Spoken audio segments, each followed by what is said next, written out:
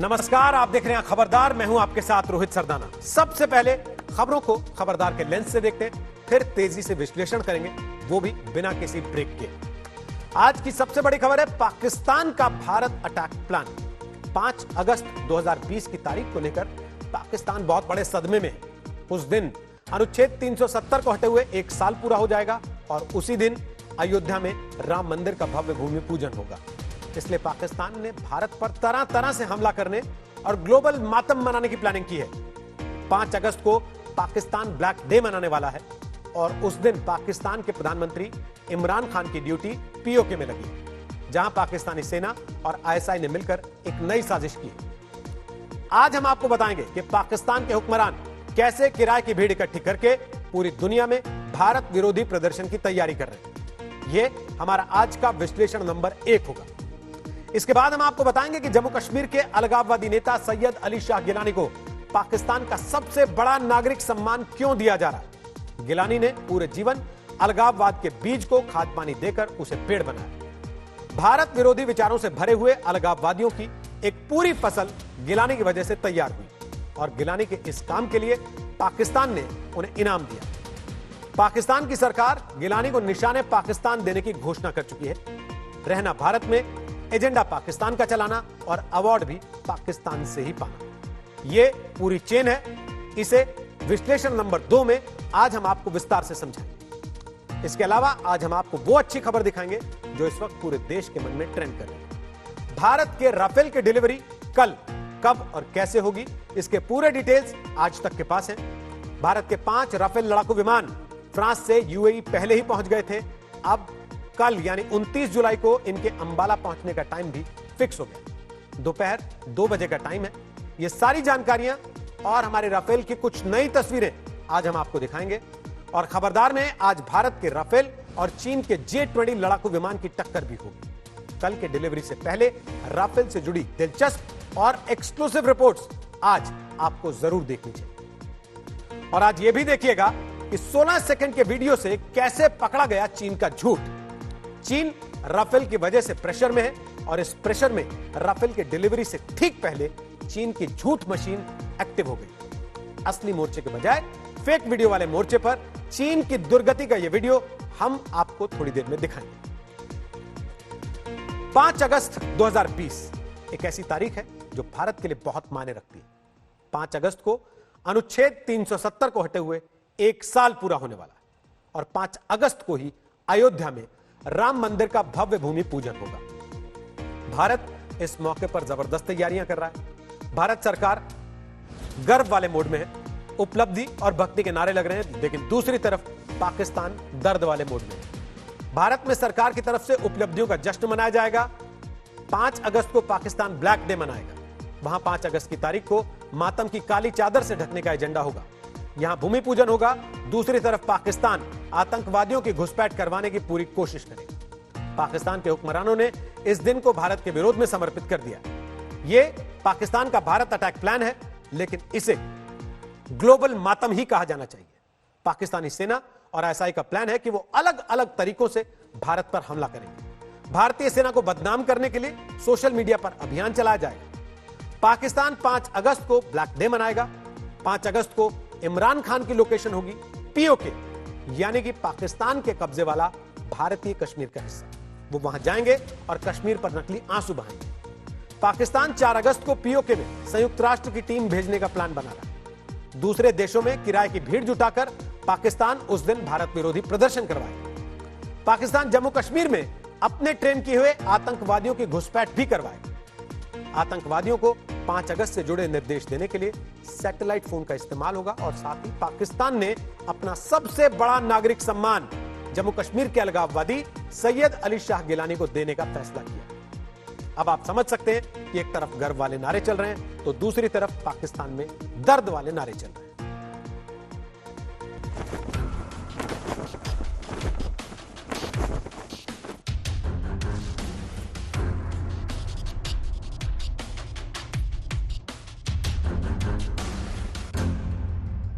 जम्मू कश्मीर ये 370 और 35 से हटने के बाद मान्यवर भारत का अभिन्न अंग बनने वाला। हमें अपने सफारती ताल्लुकात मुनक़ता करने चाहिए हिंदुस्तान से। कौन सी चीज है जो मैंने नहीं की जो ये कह रहे हैं? क्या मैं हमला कर दूं हिंदुस्तान पे? इधर अनुच्छेद 370 का खात्मा हुआ, उधर चूर चूर हो गया पाकिस्तानियों का ख्वाब। इमरान की बौखलाहट और पाकिस्तानी सेना की गजब की छटपटाहट सामने आई है। पिछले 70 साल से कश्मीर को लेकर बुनी हुई तमाम साजिशें बिखर गईं। अनुच्छेद 370 का खात्मा होते ही पाकिस्तान के सारे प्लान धरे के धरे रह गए। जाहिर है इमरान की कूटनीति रोने धोने पर शिफ्ट हो गई। वो कूटनीति के मिस्टर बेचारा बन गए और हर मौके पर अपने अदृश्य आंसुओं और कश्मीर की फिक्र का प्रदर्शन करने लगे। माइट इज राइट, पावर इस्तेमाल कर रहे हैं। वो इनको क्रश करने की कोशिश करेंगे और जब वो क्रश करेंगे रद्द अमल आएगा, पुलवामा टाइप इंसिडेंट होगा। आप एक तरफ कहते हैं कि जनाब न्यूक्लियर की ब्लैकमेल ना करो, लेकिन ये तो आप अगर इसको लॉजिकली फॉलो करेंगे ये तो तबाही की तरफ जा रहे हैं। अब 1 साल बाद कश्मीर में हालात बदल गए हैं। कोरोना संकट के बीच भी कश्मीर देश के दूसरे राज्यों के साथ कदम मिलाकर चलने की कोशिश कर रहा है। आतंकियों का सफाया हो रहा है और पाकिस्तान के पांव उखड़ रहे हैं। यह सब पाकिस्तान के लिए बर्दाश्त करना मुश्किल है, इसीलिए वो कश्मीर में दहशत फैलाने के अपने खेल को रीलॉन्च कर रहा है।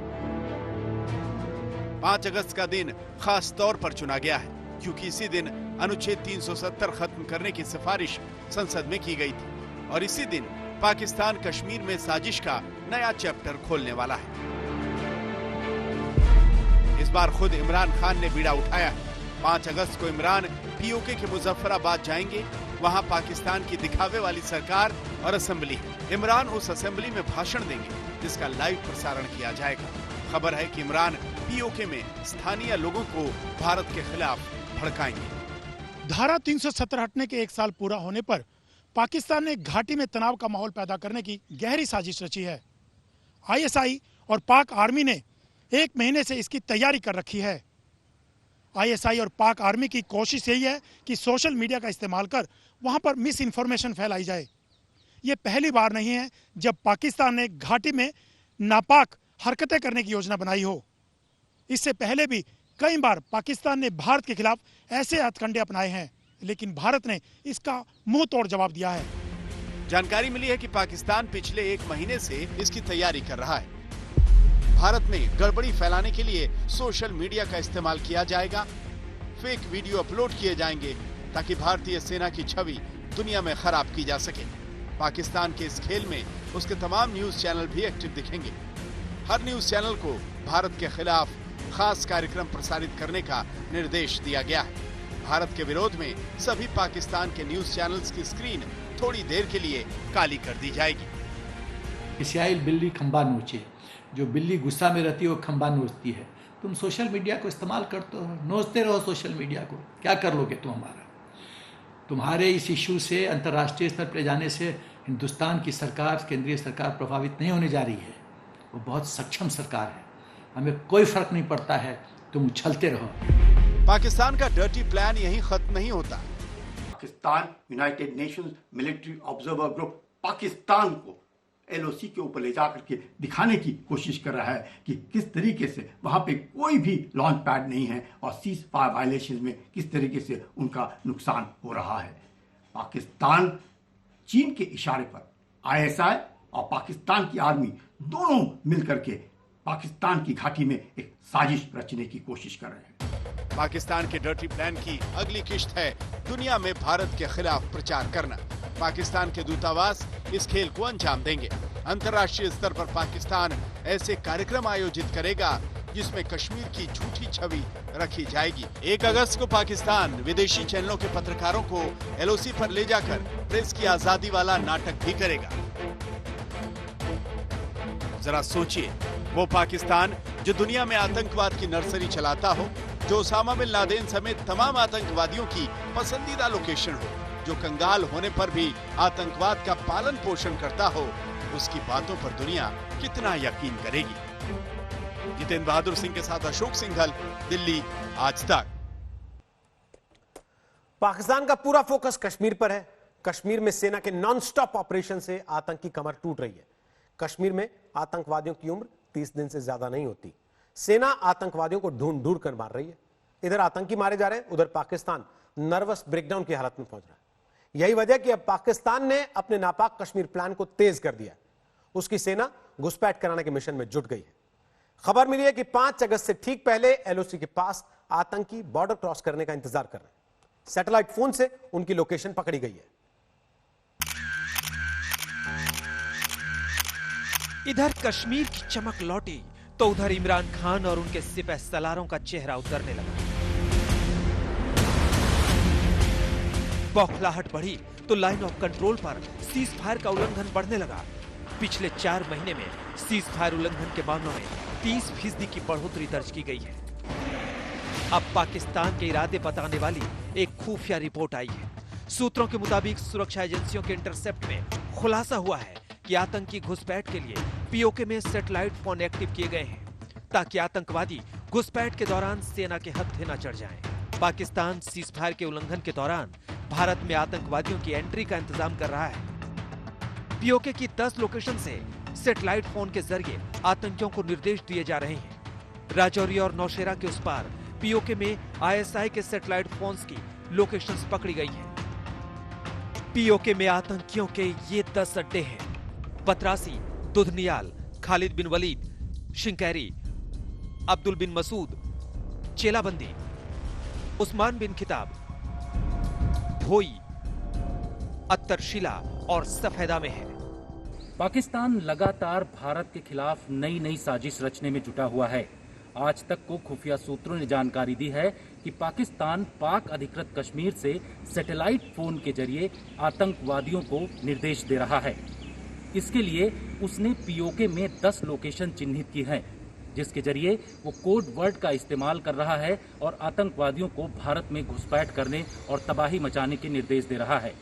भारतीय सुरक्षा एजेंसियों ने इंटरसेप्ट करके ये पूरी जानकारी पकड़ी है, जिसके हिसाब से अब बड़े स्तर पर बॉर्डर पर सुरक्षा अलर्ट कर दी गई है। 5 अगस्त से ठीक पहले इन लोकेशंस पर आतंकियों को ट्रेस किया गया है। खबर है कि बड़ी तादाद में आतंकी कश्मीर में घुसने की कोशिश कर सकते हैं। एक ही चीज जो करता रहा है भूतकाल में और करने की प्लानिंग कर सकता है पाकिस्तान, वो है कि एक बहुत बड़ा आतंकवादी घटना को अंजाम दो ताकि मोदी जी के छवि में गिरावट हो और हिंदुस्तान के छवि में गिरावट हो। तो इसलिए उसने सैटेलाइट और मोबाइल कम्युनिकेशन का इस्तेमाल करने की सोच रखी है और पीओके में 10 ऐसे लोकेशन हैं जहां से वो ये इस दूषित विचार को अंजाम देने की कोशिश करेगा। पाकिस्तान इसलिए भी बेचैन है क्योंकि कश्मीर में उसके आतंक की दुकानों के शटर डाउन है। पिछले 6 महीने में 154 आतंकियों को सुरक्षा बलों ने मुठभेड़ में मार डाला है। पुलिस के मुताबिक अभी जम्मू कश्मीर में 160 से 170 आतंकी एक्टिव हैं। ये संख्या पिछले साल से बेहद कम है। स्थानीय आतंकियों की भर्ती में भी 48% की कमी आई है। इन आंकड़ों में आपको पाकिस्तान के डिप्रेशन की वजह साफ दिखाई देगी। पाकिस्तान में आतंक की नई फसल लहलहा रही है। नए आतंकवादियों का ब्रेन वॉश हो चुका है। उन्हें कश्मीर में दहशत फैलाने का जिम्मा सौंपा गया है, लेकिन जम्मू कश्मीर में भारत का ऑपरेशन ऑल आउट चल रहा है। सारी खुफिया जानकारियां मिलने से भारतीय जवानों का काम और आसान हो गया है। इसलिए जिस आतंकवादी की एंट्री होगी उसका द एंड होना तय है। जितेंद्र बहादुर सिंह, दिल्ली, आज तक। जम्मू कश्मीर में सेना और पुलिस के साथ साथ सीआरपीएफ पूरी ताकत के साथ मैदान में डटी हुई है। 5 अगस्त को अनुच्छेद 370 के खत्म होने का 1 साल पूरा होगा। ऐसे में कश्मीर में सीआरपीएफ किसी भी हालात से निपटने के लिए तैयार है। सीआरपीएफ के डीजी एपी माहेश्वरी से हमारी संवाददाता ने कश्मीर के हालात को लेकर बात की। 5 अगस्त के बाद टेलीग्राफ क्या नीचे गया है? पहले तो मैं सभी देशवासियों को धन्यवाद देता हूं। राष्ट्र को के प्रति हम कृतज्ञ हैं कि हम पे उन्होंने भरोसा किया और यह फोर्स निरंतर आंतरिक सुरक्षा के पटल पर अपना काम पूरी तन्मयता से कर रही है और हर कसौटी पे खरी उतरी है। जहां तक जम्मू कश्मीर का प्रश्न है, वहाँ पर सभी एजेंसियां आपस में सम्मिलित रूप से काम कर रही हैं और जो भी वहाँ पर स्थिति है वो पूर्णतया नियंत्रण में है और हमारे हक में है। सर, टेरर ग्राफ ऊपर है कि नीचे चला गया है? काफी इनकाउंटर्स हो रहे हैं। देखिए, उसको इस तरह से कहना सही नहीं होगा। अगर आप टेरर ग्राफ की बात करें तो टेरर ग्राफ नीचे गया है, लेकिन हमारे एडवर्सरी ने अपनी पद्धतियां समय समय पर बदली हैं। ये बहुत ही डायनामिक सिचुएशन है और उसको हम प्रोएक्टिवली गेज करते रहते हैं और उसको निष्क्रिय करते रहते हैं। तो ये भी देखना पड़ता है कि वो क्या विधा अपनाता है और स्थानीय नवयुवकों को भ्रमित करके उनको टेरर नेटवर्क पे लाने की जो प्रयास हो रहे हैं उसको भी हम निष्क्रिय करने की कोशिश कर रहे हैं और किसी भी तरह का वो सुरक्षा ग्रिड में अतिक्रमण ना हो, किसी तरह से भी शांति भंग ना हो, सुरक्षा भंग ना हो, ये पूरे प्रयास हम कर रहे हैं। और अब बात अलगाववादी नेता सैयद अली शाह गिलानी की। आजकल गिलानी पर पाकिस्तान मेहरबान है। गिलानी ने जीवन भर पाकिस्तान की वंदना की और अलगाववाद की जो फसल बोई उसके लिए पाकिस्तान का सर्वोच्च नागरिक सम्मान निशाने पाकिस्तान गिलानी को दिया जा रहा है। अब गिलानी वो शख्स हैं जिन्होंने कश्मीर में पाकिस्तान की साजिशों को जमीन पर उतारने में बहुत ताकत लगाई और अब गिलानी को इसका इनाम मिला।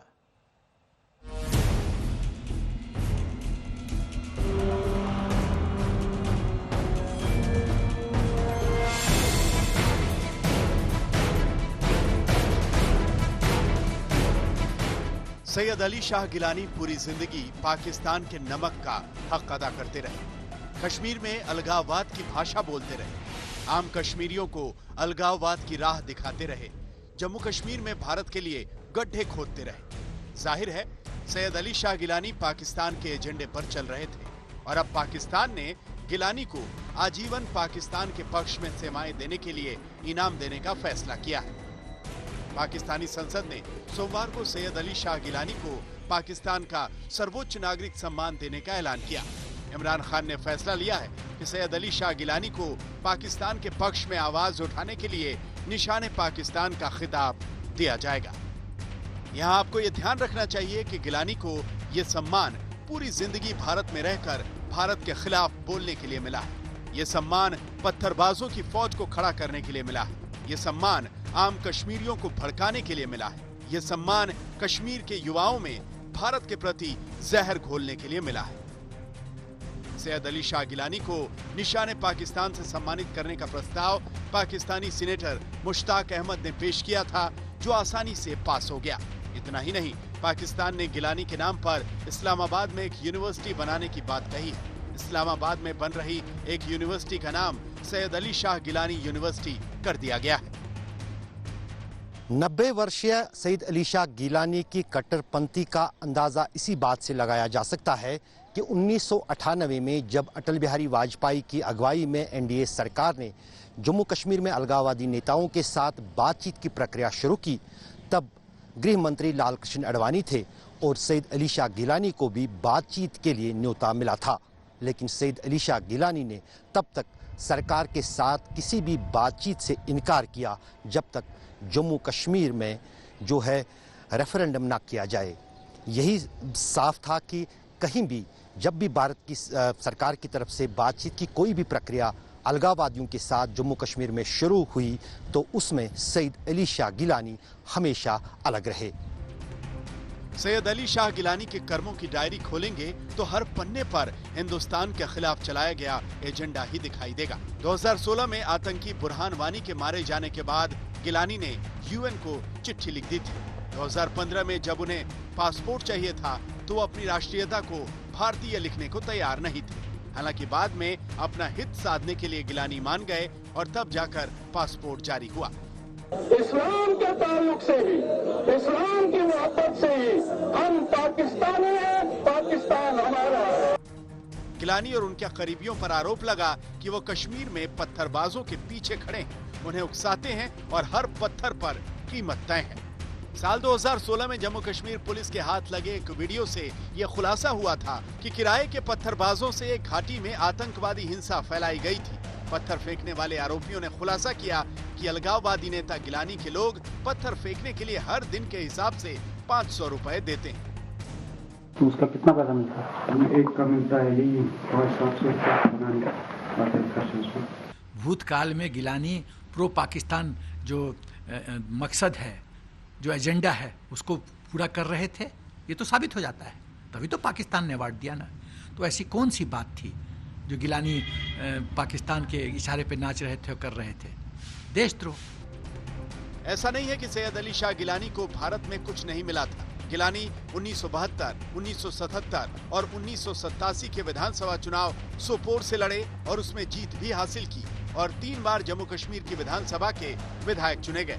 लेकिन 1990 के बाद गिलानी ने अपना पाला बदल लिया और अलगाववादी संगठनों से जुड़ गए। गिलानी 1996 में बनी हुर्रियत कॉन्फ्रेंस के अध्यक्ष बने, लेकिन फिर उन्होंने हुर्रियत कॉन्फ्रेंस तहरीक हुर्रियत के नाम से बनाई और पूरे कश्मीर को अलगाववाद में झोंक दिया। भारत के जो दावी हैं, जमहूरियत के दावी, जमहूरियत के जो ऐलान भारत कर रहा है, मैं बगैर किसी खौफ तरदीद के ये कहूँगा कि जम्मू कश्मीर के मजमूई खिते में मजमूई जो आबादी वहाँ की है, उन्होंने आज तक भारत का जमहूरी चेहरा कभी नहीं देखा है। गिलानी ने 1990 के बाद अपनी जिंदगी का हर एक पल भारत के खिलाफ कश्मीर में आग भड़काने के लिए लगाया है और गिलानी को पाकिस्तान से इनाम मिल रहा है। हालांकि गिलानी अब हुर्रियत के सभी पदों को छोड़ चुके हैं और पिछले 3 साल से नजरबंद हैं। गिलानी की उम्र अभी 90 साल है। इस उम्र में अलगाववाद की साजिशें, प्लानिंग, ब्रेन वॉश जैसे आइडियाज शायद ना आते हों, लेकिन पाकिस्तान से अवार्ड तो आ ही सकते हैं। श्रीनगर से अशरफ वानी के साथ आज तक ब्यूरो। अब 24 घंटे से भी कम वक्त बचा है जब भारत के लड़ाकू विमान राफेल अंबाला एयरफोर्स स्टेशन पर लैंड करेंगे। आज तक को मिली जानकारी है कि भारतीय वायुसेना प्रमुख RKS भदौरिया खुद अंबाला में राफेल का स्वागत करने के लिए मौजूद होंगे।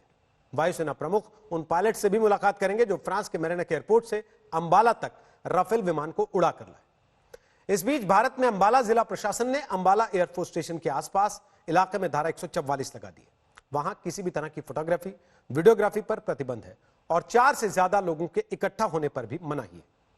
अब 5 राफेल भारत के लिए कल UAE के अल दफरा एयरबेस से सुबह उड़ान भरेंगे। इस बीच फ्रांस से UAE के बीच हुई उड़ान के पहले हिस्से की कुछ तस्वीरें आई हैं। इन तस्वीरों में साफ दिखाई दे रहा है कि किस तरह भारत के राफेल में ईंधन भरा जा रहा है।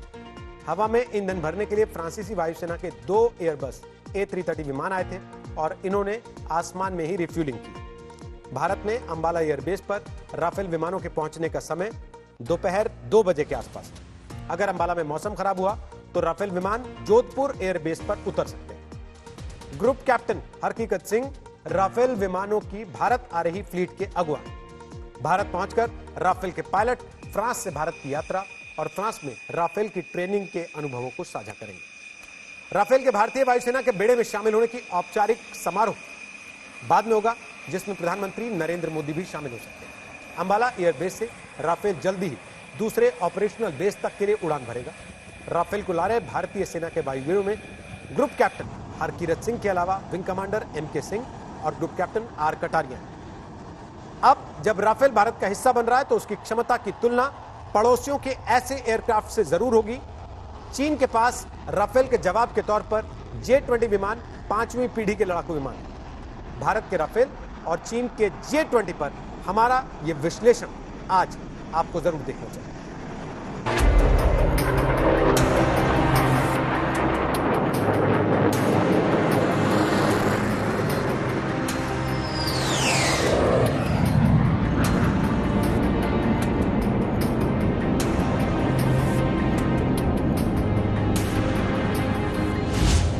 चीन के सारे लड़ाकू विमान एक तरफ और भारत का राफेल एक तरफ।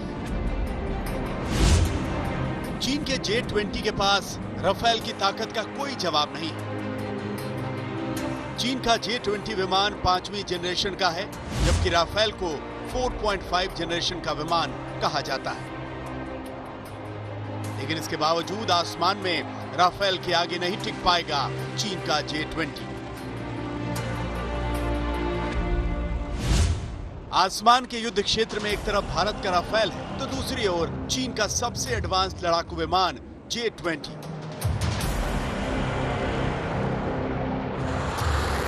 अगर चीन भारत में युद्ध हुआ तो आसमान में इन बाहुबलियों का सामना जरूर होगा।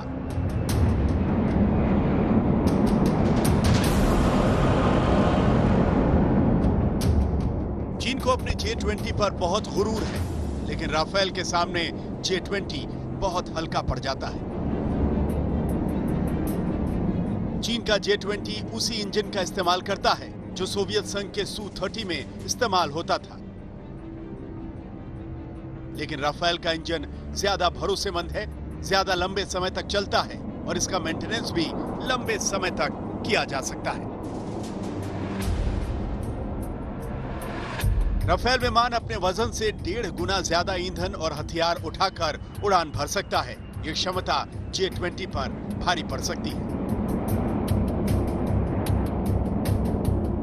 राफेल की मारक क्षमता ज्यादा है और एक बार की उड़ान में 4 मिशंस को अंजाम दे सकता है, जबकि J20 ऐसा नहीं कर सकता।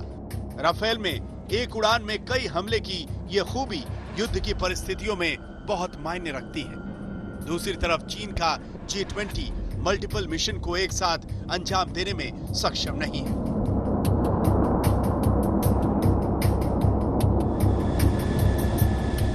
युद्ध क्षेत्र में राफेल का अनुभव बेजोड़ है।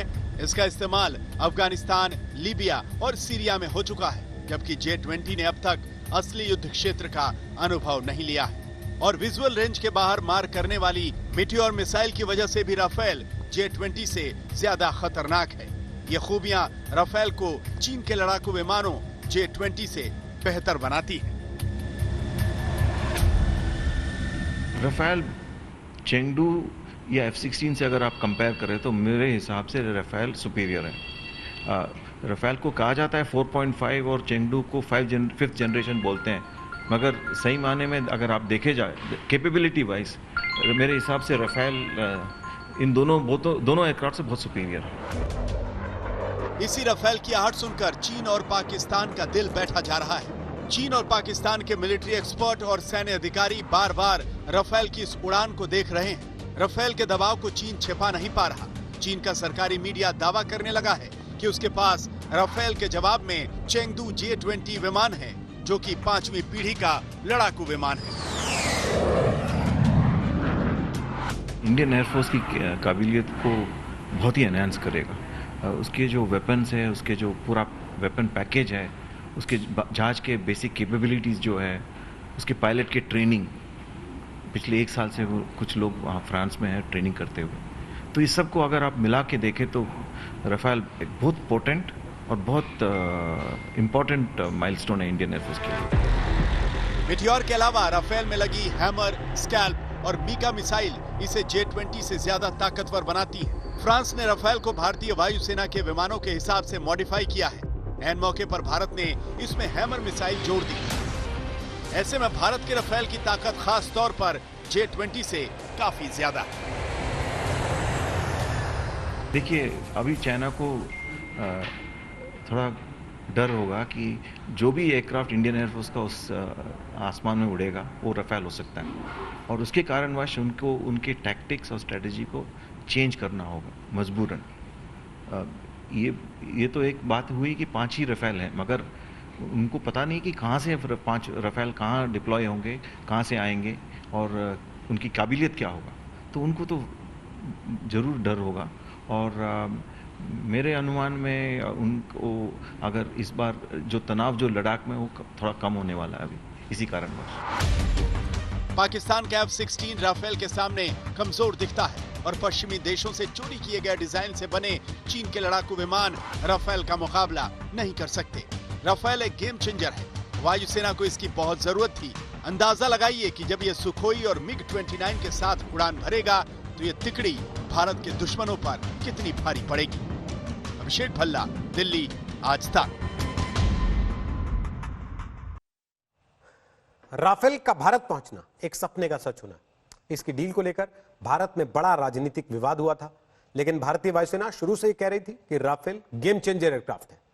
पिछले साल जब भारत के मौजूदा वायुसेना प्रमुख RKS भदौरिया भारत के उप वायुसेना प्रमुख थे, तब उन्होंने फ्रांस में गरुड़ युद्धाभ्यास के दौरान राफेल उड़ाया था। इस अनुभव के बाद उन्होंने जुलाई 2019 में आज तक संवाददाता मंजीत नेगी से बातचीत की थी। आप भी उस इंटरव्यू का एक हिस्सा देखिए। फ्रांस के मोन-दे-मार्सान शहर में भारत और फ्रांस की वायुसेना के बीच गरुड़ युद्धाभ्यास चल रहा है। हमारे साथ वायुसेना के vice chief air staff air marshal R के एस भदौरिया साहब हैं। आपने इस एक्सरसाइज के दौरान रफाल उड़ाया है, किस तरह का अनुभव रहा? फर्स्टली ये एक्सरसाइज हमारे लिए एट द टॉप एंड जब कॉम्बैट एलिमेंट्स एक्सरसाइज करते हैं बहुत ज़रूरी है। एंड मेरे लिए सौभाग्य की बात है कि one of the last missions में मैं इसमें पार्ट ले सका।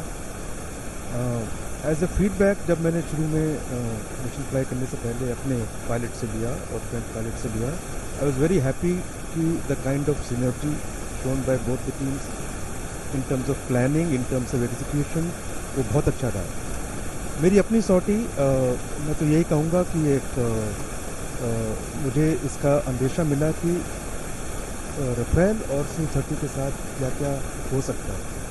हमारे पास ये दोनों जहाज हैं, Su-30 ऑलरेडी है, राफेल आने वाला है, तो हमारे लिए ये जानना बहुत ज़रूरी है कि हम किस तरह से बेस्ट इसको एम्प्लॉय कर सकते हैं। और उसके लिए मेरी ये सॉर्टी मेरा ये एक्सपीरियंस बहुत अच्छा रहा। मैंने देखा कि किस लेवल की प्लानिंग हुई है, कैसा एग्जीक्यूशन हुआ है, किस तरह की एक्सरसाइजेस की गई हैं। ये ऑलमोस्ट कल्मिनेशन था हमारी एक्सरसाइज का, और इसमें the depth and intensity of exercise के जो मैंने देखी वो बहुत अच्छी रही। आने वाले टाइम पे रफाल भारतीय वायुसेना का हिस्सा होगा और सुखोई जैसे कि अभी तक हमारा मेन फाइटर है, कैसे दोनों भारतीय वायुसेना की ताकत दोनों एक दूसरे को कॉम्प्लीमेंट कर सकते हैं। आपको पता है कि हमारे पास 36 राफेल आने वाले हैं, हमारे पास Su-30 काफ़ी हैं, और जब Su-30 को राफेल के साथ मिल के एक पैकेज में यूज़ किया जाए, इसकी एम्प्लॉयमेंट फिलॉसफी अकॉर्डिंगली बनाई जाए, तो ये एक बहुत ही पोटेंट फोर्स हो सकती है।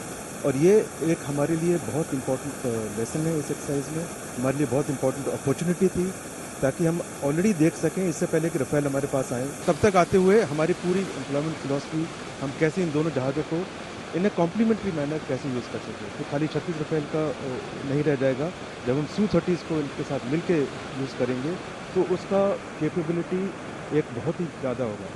इनफैक्ट एक सिनेरियो में जब 5th generation let's say scenario है जहाँ वैसे एडवर्सरी हैं, तो हम ये जब दोनों टीम को मिलके यूज़ करेंगे तो हमारे नंबर्स जो उस 5th जनरेशन सिनेरियो में काम कर सकें, जो एम्प्लॉय कर सकें और जो अपने टारगेट को अचीव कर सकें बिना किसी अपनी क्षति के, वो बहुत ज़रूरी है और ये बहुत शानदार है। आखिरी सवाल, आपको लगता है कि भारतीय वायुसेना के लिए बहुत बेहतरीन जहाज होगा जिस तरह की हमारी चुनौतियाँ हैं दोनों? बिल्कुल कोई शक नहीं है, कैपेबिलिटी के हिसाब से तो बिल्कुल कोई शक है ही नहीं। ये बहुत ही इम्पोर्टेंट है हमारे लिए, और जैसा मैंने कहा इस जहाज़ के होने से ना सिर्फ इस जहाज़ की कैपेबिलिटी को यूज़ किया जाएगा, बट जब हम फोर्स पैकेजिंग करते हैं तो पूरे पैकेज की कैपेबिलिटी बढ़ती है। तो उस हिसाब से जब हम इस कैपेबिलिटी को यूज़ करेंगे, हमारी कैपेबिलिटी में बहुत बड़ी क्षमता बढ़ने वाली है, और इसका असर आप आने वाले समय में देखेंगे। तो एयर मार्शल आर के एस भदौरिया साहब का कहना है कि आने वाले दिनों में सुखोई और रफाल दोनों लड़ाकू विमान भारतीय वायुसेना की ताकत को कई गुना बढ़ा देंगे। कल का दिन भारतीय वायुसेना के लिए बहुत महत्वपूर्ण साबित होने वाला है, क्योंकि 5 राफेल दुश्मन को फेल करने के लिए अंबाला पहुंच जाएंगे। पिछले साल ही फ्रांस में राफेल की हैंडओवर सेरेमनी के दौरान पहले भारतीय राफेल विमान की झलक दिखी थी। तब रक्षा मंत्री राजनाथ सिंह ने राफेल की शस्त्र पूजा की थी और इसे आसमान की आंधी बताया था। कल होने वाली डिलीवरी के पहले आज राफेल की उस पहली झलक को याद रखना जरूरी है। राफेल के भारत आने की उम्मीदों ने बहुत सारे ब्रेकर पार किए। इस डिलीवरी ने कोरोना संकट को भी पार किया।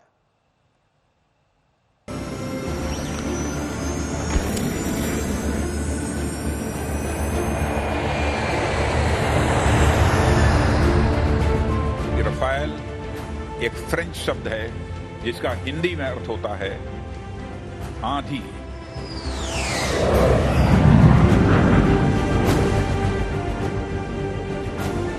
हवा से जमीन में मारेगी और हवा से हवा में भी मारेगी।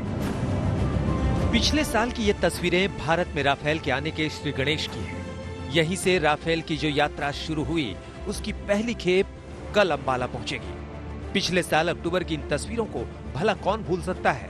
दशहरे पर शस्त्र पूजा के दौरान रक्षा मंत्री राजनाथ सिंह ने राफेल पर लगे हथियारों की पूजा की थी। ओम बनाया था, नारियल रखा था, फूल चढ़ाए थे, रोली बांधी थी, टायर के नीचे नींबू रखा था। ये भारतीय राफेल की पहली तस्वीरें थी जिसने सबको गर्व से भर दिया था। जब फ्रांस के मेरिनिक एयरबेस में राफेल की हैंडिंग ओवर सेरेमनी हुई थी, उस वक्त आज तक की टीम भी वहां मौजूद रही। ये भी देख सकते हैं कि कैसे अब इस रफाल पे भारतीय वायुसेना का इंसिग्निया साफ साफ नजर आ रहा है। इसका ये मतलब है कि आज से ये रफाल जहाज भारतीय वायुसेना का एक अभिन्न हिस्सा होने वाला है और भारतीय वायुसेना की जो फायर पावर है, एयर कैपेबिलिटीज हैं, बहुत ज्यादा यहां से बढ़ने वाली है। हैंडिंग ओवर सेरेमनी के दौरान रक्षा मंत्री राजनाथ सिंह ने 20 से 25 मिनट तक राफेल में उड़ान भी भरी थी। इस दौरान उनके साथ दसों एविएशन के हेड टेस्ट पायलट फिलिप ड्यूस्टो रहे। जब राजनाथ सिंह ने राफेल को आसमान की आंधी बताया था जो दुश्मनों के लिए काल है। हवा से जमीन में मारेगी और हवा से हवा में भी मारेगी, यह ताकत हमारे राफेल प्लेन के फाइटर प्लेन के अंदर है। राफेल के इंडक्शन से सबसे बड़ी बात तो यह हुई है कि हमारे वायुसेना की मारक क्षमता वह बढ़ गई है, यानी कम्बैट कैपेबिलिटी हमारी एयरफोर्स की जो बढ़ गई है। लेकिन आत्म सुरक्षा का अधिकार तो हमारा है ही। जो हमको एक आंख दिखाएगा अब तो हमें डिस्टेबलाइज करने की कोशिश करेगा, उसका तो जवाब देना ही पड़ेगा। अपनी फ्रांस यात्रा के दौरान राजनाथ सिंह दसॉल्ट एविएशन के प्रोडक्शन यूनिट भी गए थे। राफेल की एक एक बारीकी को अधिकारियों के साथ समझा था। भारत को मिलने वाले राफेल का नाम वायुसेना प्रमुख air chief marshal RKS Bhadauria के नाम पर RB001 रखा गया है। इसका ये महत्व है, RB यानी Rakesh Bhadauria, air chief marshal भारतीय वायुसेना के चीफ राकेश कुमार सिंह भदौरिया, ये उनके इनिशियल्स हैं जो कि आप जहाज के टेल पे देख सकते हैं। इनका इनिशियल्स इसलिए यहाँ पे रखे गए हैं क्योंकि उस वक्त ये डिप्टी चीफ थे और इन्होंने एक बहुत ही महत्वपूर्ण कड़ी निभाई थी जब नेगोशिएशंस चल रही थी। भारत ने फ्रांस से कुल 36 राफेल लड़ाकू विमान खरीदे हैं और वो सारे फाइटर जेट 2022 तक हिंदुस्तान आ जाएंगे।